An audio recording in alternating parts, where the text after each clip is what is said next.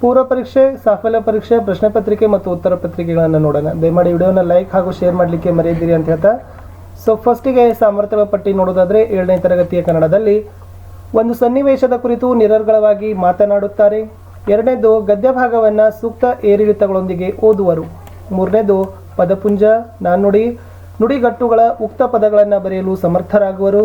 4ನೇದು ಗುಣಿತಾಕ್ಷರವನ್ನು ವಿಶ್ಲೇಷಿಸಿ ಬರೆಯುವರು ಸಮರ್ಥರಾಗುವರು. 5 ಪ್ರತ್ಯಯಗಳನ್ನು ಗುರುತಿಸಲು ಸಮರ್ಥರಾಗುವರು. 6 ನುಡಿಗಟ್ಟಿನ ಅರ್ಥ ತಿಳಿಯುವರು. 7ನೇದು ಪದಪುಂಜವನ್ನು ಬಳಸಿ ಅರ್ಥಪೂರ್ಣ ವಾಕ್ಯ ರಚಿಸಲು ಸಮರ್ಥರಾಗುವರು. 8 ಗುಣವಾಚಕಗಳನ್ನು ಗುರುತಿಸುವರು. 9 ಕೊಟ್ಟ ಅಕ್ಷರಗಳನ್ನು ಬಳಸಿ ಸೂಕ್ತ ಪದರಚನೆ ಮಾಡಲು ತಿಳಿಯುವರು. 10ನೇದು ಪ್ರಾಸ ಪದಗಳನ್ನು ಗುರುತಿಸಲು ಸಮರ್ಥರಾಗುವರು. 11 ವಾಕ್ಯಗಳಿಗೆ ಸೂಕ್ತ ಲೇಖನ ಚಿಹ್ನೆಯನ್ನು ಬಳಸುವರು. 12 ಕೊಟ್ಟಿರುವ ವಿಷಯ ವಸ್ತುವನ್ನು ಅರ್ಥಕ್ಕೆ ಅನುಸಾರವಾಗಿ ಜೋಡಿಸುವರು. 13 ವಾಕ್ಯದಲ್ಲಿ ಕರ್ತೃ ಕರ್ಮ ಕ್ರಿಯಾಪದವನ್ನು ಗುರುತಿಸುವರು. 14 ಪದಗಳ ಅರ್ಥಕ್ಕೆ ಅನುಸಾರವಾಗಿ ಗುಂಪಿಗೆ ಸೇರದ ಪದವನ್ನು ಗುರುತಿಸುವರು. 15 ಭಾಷೆಯ ವಿಶಿಷ್ಟತೆಗಳಲ್ಲಿ ದ್ವಿರುಕ್ತಿ, ಜೋಡು ನುಡಿ, ಅನುಕರಣಾವ್ಯಯಗಳನ್ನು ಗುರುತಿಸುವರು.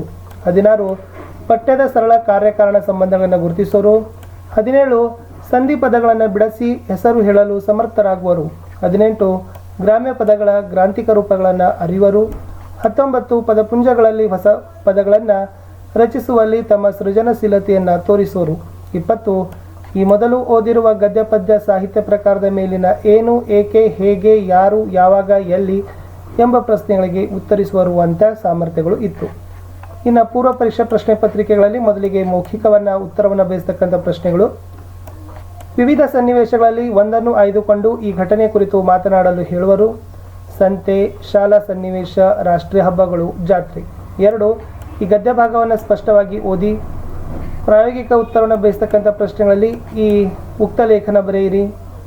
ಇನ್ನು ಲಿಖಿತ ಉತ್ತರವನ್ನು ಬಯಸ್ತಕ್ಕಂಥ ಪ್ರಶ್ನೆಗಳಲ್ಲಿ ಮತ್ಸ್ಯೋತ್ಸವ ಈ ಪದದ ಸ್ವರ ವ್ಯಂಜನಗಳನ್ನು ಬಿಡಿಸಿ ಬರೆಯಿರಿ. ಈ ಪದಗಳಲ್ಲಿ ವಿಭಕ್ತಿ ಪ್ರತ್ಯಯ ಗುರುತಿಸಿ ಬರೆದು ಹೆಸರಿಸು ಮನೆಯಲ್ಲಿ. ಕಂಬಿ ಕೀಳು ನುಡಿಗಟ್ಟಿನ ಅರ್ಥವೇನು? ಮೆರವಣಿಗೆ ಪದವನ್ನು ಸ್ವಂತ ವಾಕ್ಯದಲ್ಲಿ ರಚಿಸಿ. ಕುಮಾರನದು ದೊಡ್ಡ ಮನೆ ಇದರಲ್ಲಿನ ಗುಣವಾಚಕ ಗುರುತಿಸಿ.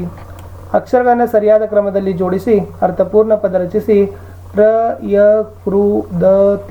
ಪ್ರಕೃತಿ ಸೌಂದರ್ಯ. ಸೊ ಈ ಪದ್ಯದಲ್ಲಿನ ಪ್ರಾಸ ಪದಗಳನ್ನು ಗುರುತಿಸಿ ಬರೆಯಿರಿ. ಸೂಕ್ತ ಲೇಖನ ಚಿಹ್ನೆಗಳನ್ನು ಬಳಕೆ ಮಾಡಿ. ತೊಡಿಸುತ್ತೇನೆ ನಾವು ಚಿಕ್ಕ ಮಕ್ಕಳಿಗೆ ವೇಷಭೂಷಗಳನ್ನು ಸರಿಯಾದ ಅರ್ಥಪೂರ್ಣ ವಾಕ್ಯವಾಗಿ ರಚಿಸಿ. ವಿಶಾಲನು ಕೈಕಾಲು ಮುಖ ತೊಳೆದು ಬಂದನು ಕರ್ತೃಪದ. ಅರ್ಥದ ಆಧಾರದ ಮೇಲೆ ಗುಂಪಿಗೆ ಸೇರಿದ ಪದ ಗುರುತಿಸಿ. ನಮ್ಮ ನೆರೆಹೊರೆಯವರು ಬಹಳ ಒಳ್ಳೆಯವರು ಜೋಡು ನುಡಿಯನ್ನು ಗುರುತಿಸಿ. ಈ ಗಾದೆ ಮಾತು ಪೂರ್ಣಗೊಳಿಸಿ ಕುಳಿತು ಉಂಡರೆ ಡ್ಯಾಶ್. ಮಹಾತ್ಮ ಈ ಸಂಧಿ ಪದ ಪದ ಬಿಡಿಸಿ ಸಂಧಿ ಹೆಸರಿಸಿ. ಹೋಗ್ಲಿ ಗ್ರಾಂಥಿಕ ರೂಪ ಬರೆಯಿರಿ. ದಶರಥ ಸುತ ಮಹಾಯಾನ ಪದದಲ್ಲಿ ಅಕ್ಷರಗಳನ್ನು ಬಳಸಿ ಅರ್ಥವತ್ತಾದ ಚಿಕ್ಕ ಪದಗಳನ್ನು ರಚಿಸು. ಉದಯವಾಗಲಿ ನಮ್ಮ ಚಲುವ ಕನ್ನಡ ನಾಡು ಪದ್ಯ ಬರೆದ ಕವಿ ಹೆಸರೇನು? ಇದು ಪೂರ್ವ ಪರೀಕ್ಷಾ ಪ್ರಶ್ನೆ ಪತ್ರಿಕೆ ಆಯಿತು. ಇನ್ನು ಸಾಫಲ್ಯ ಪರೀಕ್ಷಾ ಪ್ರಶ್ನೆ ಪತ್ರಿಕೆಗಳಲ್ಲಿ ಮೌಖಿಕ ಉತ್ತರ ಬಯಸ್ತಕ್ಕಂಥ ಪ್ರಶ್ನೆಗಳನ್ನು ನೋಡಿಕೊಡ್ರಿ. ಇವೆರಡು ಮೌಖಿಕ ಇತ್ತು, ಇದು ಪ್ರಾಯೋಗಿಕ ಇತ್ತು, ಉಕ್ತ ಲೇಖನವನ್ನು ಕೊಟ್ಟಿರ್ತಕ್ಕಂಥದ್ದು. ಇನ್ನು ಇವು ಲಿಖಿತ ಉತ್ತರವನ್ನು ಬಯಸ್ತಕ್ಕಂಥ ಪ್ರಶ್ನೆಗಳು ಆಗಿದ್ದಾವೆ. ಲಿಖಿತವಾಗಿ ಉತ್ತರವನ್ನು ಬಯಸ್ತಕ್ಕಂಥ ಪ್ರಶ್ನೆಗಳು. ಆಮೇಲೆ ನಾನು ನಿಮ್ಗೆ ಏನು ಮಾಡ್ತೀನಿ ಅಂತಂದರೆ ಇಲ್ಲಿಗೆ ಸಾಫಲ್ಯ ಪರೀಕ್ಷೆ ಆಯಿತು. ಇನ್ನು ಪೂರ್ವ ಪರೀಕ್ಷೆ ಉತ್ತರ ಪತ್ರಿಕೆಗಳನ್ನು ನೋಡೋಣ. ಪೂರ್ವ ಪರೀಕ್ಷೆ ಉತ್ತರ ಪತ್ರಿಕೆ ಹೇಗಿದೆ ಮತ್ತು ಉತ್ತರ ಪರೀಕ್ಷೆಯ ಅಂದರೆ ಸಾಫಲ್ಯ ಪರೀಕ್ಷೆ ಉತ್ತರಗಳು ಹೇಗಿದ್ದಾವೆ ಅಂತ.